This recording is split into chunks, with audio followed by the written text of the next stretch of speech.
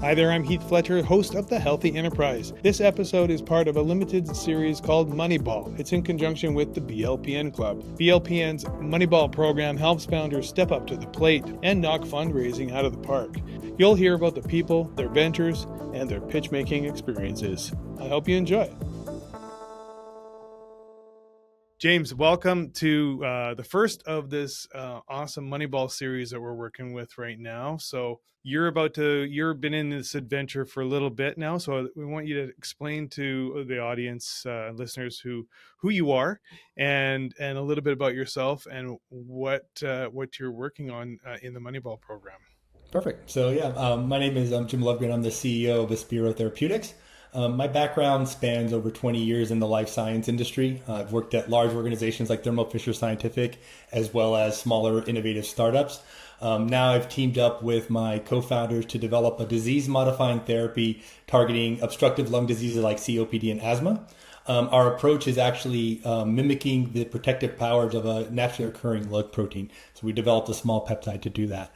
And I've now been working with BLPN and the Moneyball program to refine the story that we're telling, ahead of some key conferences coming up at the beginning of next year. Wow, very exciting. So that was that core problem that you just talked about. You found a gap in the industry? Yeah, absolutely. So obstructive lung diseases like COPD and asthma affect hundreds of millions of people worldwide. But fundamentally, the treatments are falling short. The standard of care for these treatments have remained largely unchanged for decades. They're primarily inhaled corticosteroids, which are really just designed to manage symptoms, but don't do anything to address the underlying mechanism of disease progression. And that's really where we're stepping in. So what we've identified is CC16 is one of the most abundant proteins in the lungs, and they're responsible for maintaining healthy breathing. So what we're trying to do is to mimic its protective properties to restore lung function in patients and, again, modify the progression of these diseases, not just manage the symptoms. Right. And for those who are listening and are familiar with anyone with COPD or asthma or have it themselves, understand that most of what is out there on the market is to just sort of maintain or get rid of symptoms, like you said, right? Absolutely. And I think one of the things that's even come up as part of some of these pitches and feedback that I've gotten in conversations I've been able to engage with some people in the BLPN community is really the idea that management isn't actually treating the disease. And there's this real perception where if someone has an inhaler and they're not necessarily having exacerbations or asthma attacks, the idea is, their disease isn't progression. But what actually happens is over time, this patient's lung function is going to decrease. So the disease is still having an impact on their lung function over the long term. And if they do have an exacerbation or an asthma attack, using that inhaler is actually not going to be helping them maintain their healthy breathing. Inhaled corticosteroids actually have their own sets of side effects, and you become dependent on them. So there is really a gap here where there's a lot of people that are having their disease maintained and managed on a day-to-day basis, and maybe they're not suffering those really aggressive, say, asthma attacks, but that doesn't mean that they're treating the disease long term. What we believe is that CC16 has the potential to do that by restoring levels up to a more typical homeostatic level of the protein. Okay, and what makes your solution so different than what's already available in the market, or are there is there anything else like what you've got going in the market? We're not aware of anybody that's doing anything similar to us. CC16 is a well-known protein. It's been studied for over 20 years. And one of my co-founders has actually studied it extensively. I think one of the advantages or maybe that we're fortunate in terms of timing is our approach is using peptides, which are having a little bit of a lot of interest in the field right now. So CC16 is a 91 amino acid protein. We're actually having a smaller version of that protein, so we're taking a very simple and elegant approach, I would say, to mimic its function. So we've done some modification, and we've done validation work in animals to show that we're able to replicate the function of the full length protein by developing something smaller that can still be inhaled, where if you were to try to deliver the full length protein, it would have to be injectable, which obviously isn't what people that suffer from respiratory disease are used to having. So we're able to kind of maintain a typical standard of care, have something that's going to be aerosolized. And again, it's a protein that everyone has at certain levels. And then once they drop below a certain level is when you start having the respiratory challenges. There's an opportunity to bring it back up to natural levels and hopefully restore that lung function. What was there a point in this on the progress here where you knew that you were on the right track? Like, was there this moment where you guys thought, oh yeah, this is where we got to go? Yeah, so this is kind of interesting because, I wasn't involved in the very early piece of this. So two of my co-founders, one of them is a longtime friend, someone I've known for over 20 years. Back in 2019, she had mentioned some work that she was doing with Stefano, who's one of our other co-founders, and was telling me how, that she came across Stefano, he did this talk, we started collaborating, doing some work, and I think we really have something. This is 2019. And she kept updating me, over the years. And then in 2023, things just kind of came together where I was transitioning out of the role. They had gotten to the point where they had brought in Joseph, who's our medicinal chemist. He had developed some compounds and they've done some evaluation in some animal models and gotten to a point where, hey, we have a library of molecules that we believe are going to mimic the function of this protein. So I sat down with Julie, we had a conversation, I walked through the data and I was like, honestly, just blown away. One, just of what the implications of this protein are, just based on the publications in the field. Then what they were able to accomplish from, designing the molecules and then the initial validation work done in the animals. So at that point, that was the end of 2023. We started the company in April of 2024. And now we've been kind of going at it for a little over a year and a half now. Amazing. And then your role now in this is to kind of be more sort of front-facing, public-facing. Is that the idea? Yeah, so I think we have a really good balanced team. So my background has always been on the business side of science, I would say. So I'm the front facing person. I'm doing the pitches, running the business side of the organization. One of my co-founders, Julie, is more of a molecular biologist. She's done all the animal work. Stefano Guerra, he's a MD, PhD who's been studying CC16, understands the real clinical aspects. And then Joseph is our medicinal chemist who developed the peptidomimetics, these peptides that are mimicking the function. So we have a very balanced team that kind of bring a different skill set to the equation and allow us to kind of move the project forward. In the journey of funding and finding funders for this venture, do you find that they're quite interested in who's on the team and who's behind you? If you're the person doing the pitch, are they curious about who's behind you and who's on your team? Yeah, no, I think that's always a question that's going to come up. And I think in particular, they want to see, one, like you have expertise in a variety of different areas. I think it's obvious if, you're the MD clinician, your expertise might not be in building the financial model. And obviously, you're not going to want me talking to a COPD patient necessarily about what their treatment options are. But when you bring us kind of together and you go, hey, this is what we're trying to accomplish, and you walk them through the plan, I think, investors want to be able to see, all right, each element that we're trying to execute on, they have somebody that can help drive that forward and can provide the input that's going to be required to get us over the line. So from that standpoint, I think investors can look at our team and feel like we have the right people involved. And then, we have some other advisors that we bring in on other areas, and we have plans to bring in more as we continue to advance. And there's going to be areas where maybe we don't have the right expertise. They're going to want to see that, hey, we're bringing in the expertise and knowledge that we need to keep the project moving forward. Right. And you were the one that brought up the pitch first. So let's now talk about that process, because it's a big process in the funding world. And when you're after those funds, the pitch is a really important component. Did you have a lot of experience from your past in pitching? I had done one startup in the past where I had been involved in some pitching. It was a different experience because I was a chief business officer for the company, but our CEO had a couple of exits under his belt. So the pitches are very different when you have exits, and he had some existing relationships with investors that we were kind of following up on. So I didn't get to do the cold pitches, and it was always kind of in a supporting role with the CEO. So this was definitely my first go round. And that's actually part of the reason why being involved with BLPN and Moneyball is really important, because part of the pitching process is about reps and, iterating through your presentation and learning, what's the key elements of the story that you want to deliver, understanding how investors are going to look at you differently depending on their background, being able to get that feedback in a structured way, and frankly, being able to do a lot of pitches to a lot of people all at once is a huge advantage versus, having each conversation be with an investor where you walk away going, okay, I learned something, but I wish I would have known that before I spoke to the investor. So this process is great to get those repetitions in and be able to do those iterations on your presentation, on your slides, on keywords that you might use, and kind of how you want to take your pitch depending on the audience you're talking to. And how have you seen your pitch evolve over the last however many weeks you've been involved with the Moneyball?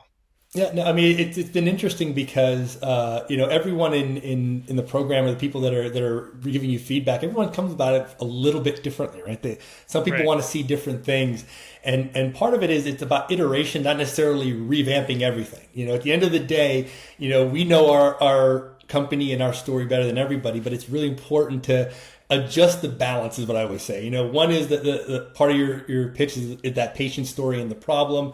You want to talk about the science and how you validated what you're trying to do. You want to be able to talk about your plan on execution and then the finances. All these things matter to an investor. And figuring out how you're going to say that in a 5 to 6 minute pitch, it can be a challenge at times. I think the thing that I've learned more than anything is actually probably a little bit less of the science, as difficult as that can be sometimes. Not that the science isn't important, but to me, it's almost shifted from the persuasion of the pitch is going to be that higher level story. Really telling them what the problem you're solving is, high level what the science is. And hitting those more execution pieces. And then later on, the science and the data that we generate is about validating it. And that'll probably be in your next conversation. But it's not going to be it's too difficult to get across in a 5-minute pitch. So you want to make sure you give them enough so that they understand, okay, this is something unique. This is different. Oh, wow, it's a natural protein. Oh, it's been studied. Okay, great. Now what are you going to do with that? And then later on, I can walk them through all the mouse data and all the great work that we've done in the lab. But you're not going to get that. It's not the right time to do it in a 5-minute pitch. Do you find that people that go into the pitch process tend to really do that, over deliver on the science and the technology? I think it can go either way, and I think for us, at least for me, with what we have with CC16, I think it's a very interesting story about the protein. So there's a feeling of wanting to give all the data because it's so compelling. But again, if you don't tell the high level story, you miss the mark. And I think, in biotech in general, everyone can get very excited about the science, right? We all got into this because we love science. Even me on the business side, I did it because I loved commercializing great science. So You want to tell that full story, but the investors are looking for something different, and they may have different levels of scientific understanding, and that's where it gets interesting, because I've spoken to to respiratory toxicologists who know the ins and outs of what we're trying to do, and they can get very much into the science, and even they still want the high level, but they'll quiz you on the details too. So you can't avoid the technical pieces, but you just have to know when is the right time to deploy that data. And in Moneyball, when you're doing that 5 minutes, it helps you hone in what that 5-minute high level is. And then if you're able to continue the conversation in the next one, then you can have that detail and be able to talk about all the pieces of data that you've been able to generate. So in your experience, is it you get this first 5-minute pitch that you get to present to somebody, and then if that interests them, then you go to the next conversation. They say, hey, I'm interested in what you're doing, let's talk further. And that's kind of when you sort of unveil a little bit more of the science and talk a little bit more about the financial aspect. But initially it's just finding the balance in the first pitch, right? Exactly. Giving them enough information where they understand the general story.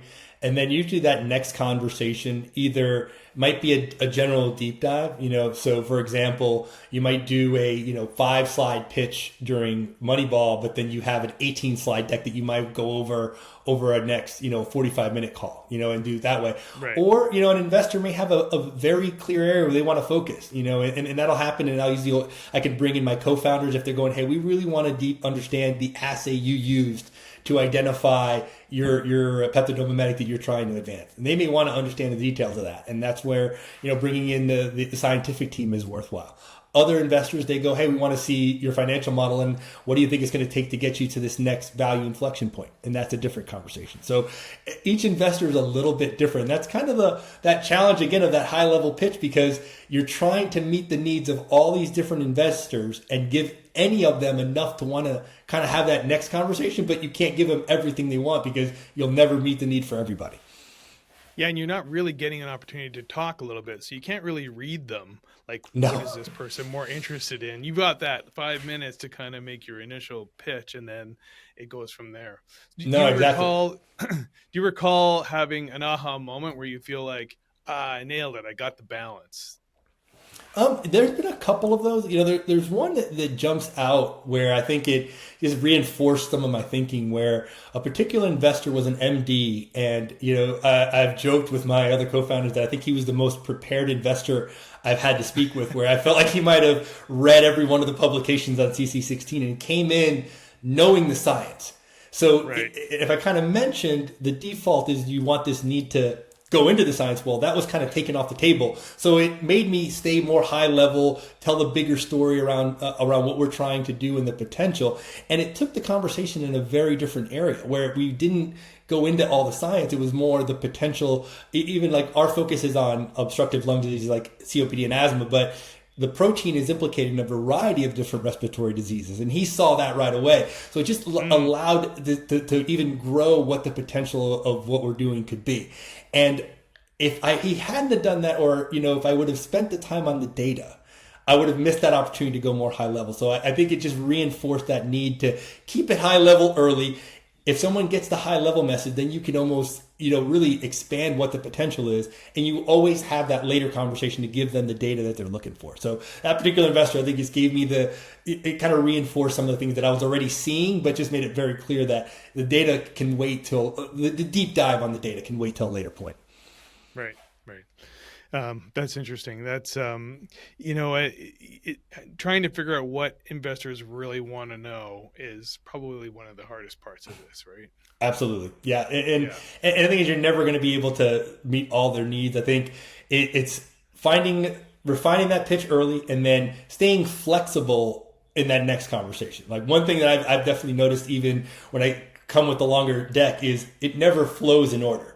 Like it's pretty much at that point that should be and I actually think it's a good thing if the investor were having a conversation and then they go, well, what about this? I go, oh, here's this slide. And then you end up kind of moving and adjusting based on what they're telling you. They've already seen the high level, so you know the basic story. You may get an opportunity to repitch that, but if they're asking me about specifics and I can kind of draw them to specific pieces of content that addresses that, then I feel really good because I know I'm hitting exactly what they want versus me having to guess and walk through a 20-slide presentation not knowing which slides really matter to them.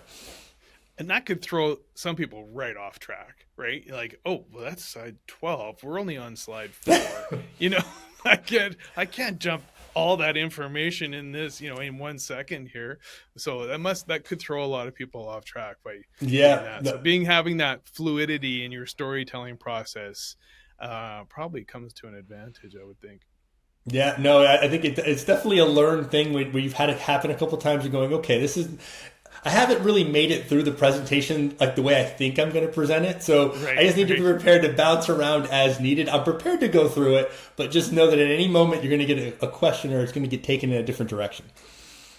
Do you have any, did you have any experiences where you had, where you almost, panic, where you actually lost train of thought or lost track of where you're at, or maybe got thrown a question and it was a bit of a curveball? I think there's one that comes to mind where it wasn't necessarily a panic, but I kind of went in with a different preconceived idea where this particular investor I had a previous relationship with in that I had done some consulting and advising to them in some cell therapy companies that they were looking at, and they had reached out and we've had a couple interactions in the past. So, I felt I had a rapport. And then at the time that their thesis now shifted where we're a fit. So I reached out, had an email exchange. They said, hey, send us your deck. I sent them the deck. Then we were having the call. When I entered the call, I kind of expected it to be a little bit more laid back. We had talked before. We had a different conversation. And it really took an immediate, this is a pitch. And I go, oh, this is not what I thought it was. And I was able to recover it. But It was a real important lesson to me where like every one of these meetings, and again, thinking about things that I've been doing with Bullpen and Moneyball, where, you start learning about how to make a process of what you do, how you do your outreach to investors, how you kind of prepare for these meetings. And yes, I have a relationship and I can expect that, hey, maybe, that's a good thing to open the door. But once you have that call, it's a very different situation. And you have to still approach it in a very positive way. Now, the meeting ended up fine, but like afterwards, I was just like, okay, that lesson learned. No matter what your past relationship is, that pitch is going to turn into something very scripted or very, regimented where you need to be focused. And like you said, it's a learning opportunity, because Absolutely. if you don't recognize in that moment that, oh, how could I have done that differently, or Yes. how should I handle that the next time this happens, because it's bound to happen again. Oh, absolutely. Yeah, it might be someone gives you an introduction, and you think, oh, this will be a little bit of an easier meeting. Nope, and maybe it will, right? And you never Right. know if it might turn into that. You never know. But don't go in expecting it, right? Go in. Right. I'm prepared to do exactly what I've been doing with every 30 other Every pitches other that I've pitch. done. Exactly. But this one, if it goes more relaxed, I'll go there. But I'm not going to come in relaxed, because you just never know. And that may be one of the benefits of doing so many pitches in a short period of time, like through Moneyball, and is that you get, every pitch is being presented to a different person. So each person has a different style in how, and in collecting the data and information that they're looking for, right? Oh, absolutely that. And like, you can ask them afterwards, like, hey, what would you do differently in my spot? So it's a little bit of a different dynamic, right? After you've pitched Right. an investor, you're not going to ask them, oh, what would I do wrong? Like, or what would you do differently? This is a good thing where I'm like, I don't know everybody that's in, that I've pitched to, but I can ask them questions of, where would you have make an adjustment? Where would you have liked to see me go? And you're able to have that interaction afterwards that you're not going to get with an investor. So it's Right. a great tool to help refine what you're going to say. Do you have in your mind at the same time, while feel like you're being interviewed or you're under the microscope, are you also doing the same of the investor? Are you doing that? Because you're also in the room with somebody who might be considering investing in you and the company. So are you also kind of interviewing them at the same time? I mean, I think there's absolutely a little bit of that. I mean, it's a tricky time where, preclinical companies, it's tough to be picky when you're looking for investors, because the market is tough. I don't know if I so, want your money. Exactly. So it's a little challenging, but your point is exactly right, though. If this company, this person invests in you, ideally they're going to have, a vested interest in your success, obviously. So they're going to be partnering with you, maybe giving introductions. There's somebody you're going to be meeting with on a regular basis. Drug development isn't a 3-month process. It's years process. So you don't know how long you're going to be interacting and working with this person. So I think on both sides, you are at least gauging, hey, how is this going? Is this somebody that I wanted to work with? I've certainly been in the on the side of the investor where I'm talking to, and I feel like it's just trying to get gotcha questions versus trying to understand. And tough questions are fair. I want to be questioned, but you go, wait a minute, is this person somebody that I want to work with long term? That absolutely crosses your mind. Now, when they go to write the check, I want to be as thoughtful about that as possible. Hopefully we'll have a lot of options, but when it's not, you go, okay, hopefully I don't sign up for the wrong investor and make a bad decision, but hopefully it won't come to that. Yeah. Yeah, hopefully there's a lot more dating before that actually happens. Exactly. Before you put the ring on the finger, right? So were there indicators, along the way where you needed more help? Like, did you get stuck in the process and go, I'm just not hitting this? And what kind of help did you have access to during the program? I mean, I think one that, even beyond the pitching is some of the support on targeting investors. So my background has been more on the life science tools side, where I think my network, that's more of where it's been. And if I wanted to find an investor for a more on the tools side, I think I had a decent network. But on the therapeutic side, to find those investors was a little bit more of a challenge. And you're doing, you're screening LinkedIn, you're looking for introductions from people in your network, and it's a little bit more of a challenge.